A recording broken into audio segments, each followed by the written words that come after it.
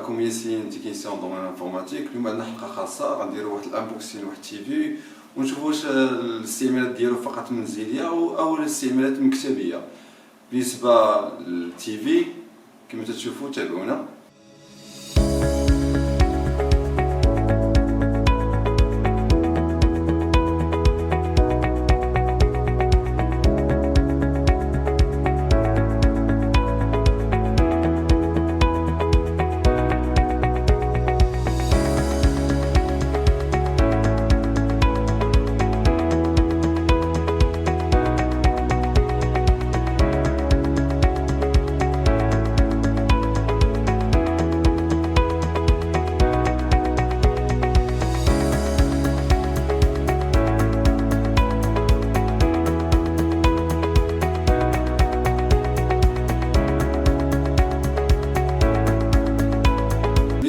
جهاز التلفاز هذا من نوع جهاز تلفاز سامسونج. المواصفات ديالو سيري 5 يعني سيري 5.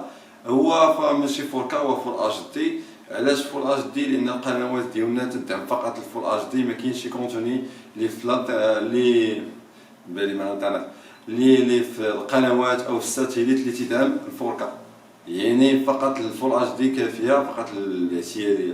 اما اذا كنتي نوعا ما عندك متطلبات واحتياجات اضافيه بحال عندك ان بي سي تتيلشارجي ديال الافلام لجوده عاليه 4K، ولا تقدر تلعب العاب بجوده عاليه بحال 4K ولا الكواد اتش دي، يعني تما تقدر تحتاج تلفاز.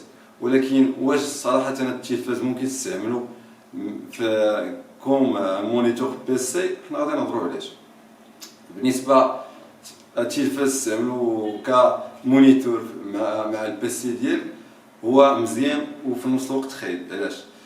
هو ممكن تستعملو كثانوي فقط الافلام والترفيه بحال الالعاب، ولكن كمونيتور علاش؟ اولا التلفاز عنده اضاءه جد ساطعه، يعني الاضاءه عنده مجهده بزاف، يعني امام المكتب غادي ياثر على الاعين ديالك، يعني غير صالح. بالنسبه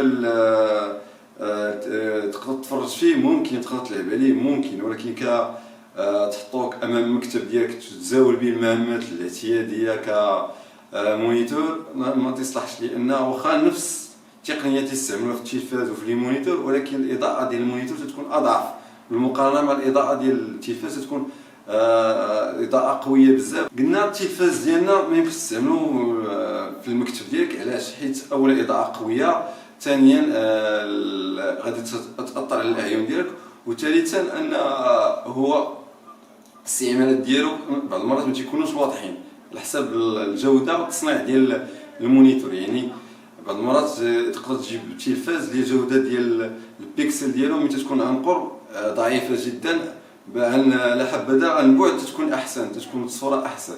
ماشي كاع التلفاز، ولكن على حسب النوع التصنيع وشركه التصنيع. ودابا راه كاين تطور كبير في هذا المجال، راه دابا تطورات التقنيه بزاف اللي ولات دابا ممكن تكون قريب جدا عنه وتشوف التفاصيل بدقه عاليه جدا. شنو اللي بغينا نركزوا عليه في هذا المحتوى؟ ان التلفاز ممكن تستعملوا، كاين الناس تستعملوا صراحه. كاين سيريات ديال ال جي ذو جوده عاليه في التصويره ودقه جد عاليه، وتعطي واحد الصوره اللي ماشي مجهده بواحد الاضاءه مجهده. داكشي علاش دابا اكثر اللي تيستعملوه، ولكن الاشكاليه المطروحه انه مكلف جدا، انه جد غالي. بالنسبه لكم بالنسبه لنا هو اساس صراحه التلفاز، يعني لا داعي تلفاز تشري.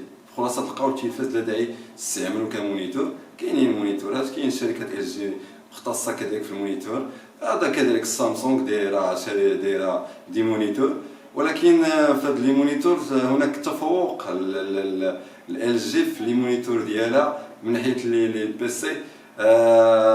بالنسبه للناس ديال الجيمين فقط، الناس ديال الجيمين غادي يكون عندهم ريفريش طالع بزاف، وما كاينش عندهم هذيك لا رالونتي بزاف، يعني الاستجابه ديال التلفاز مع الكارت جرافيك، يعني ما كاينش مشكل، يعني عندها واحد الصوره، عندها واحد الكفاءه كبيره، يعني تدعم الجيمين. يعني الناس ديال الجيمين غيكون القضيه عندهم مزيانه، غتكون بالنسبه للناس ديال الجيمين غتكون عندهم المونيتور ديال ال جي تكون عنده صوره احسن، اضافه الى ريفريش طالع بزاف واداء سريع في اللعب بالمقارنه مع سامسونج. تنقولش انها ناقصه، ولكن بالنسبه لي انها احسن، فقط احسن، متوفقه في هذا المجال، عندها واحد التفوق في هذا المجال.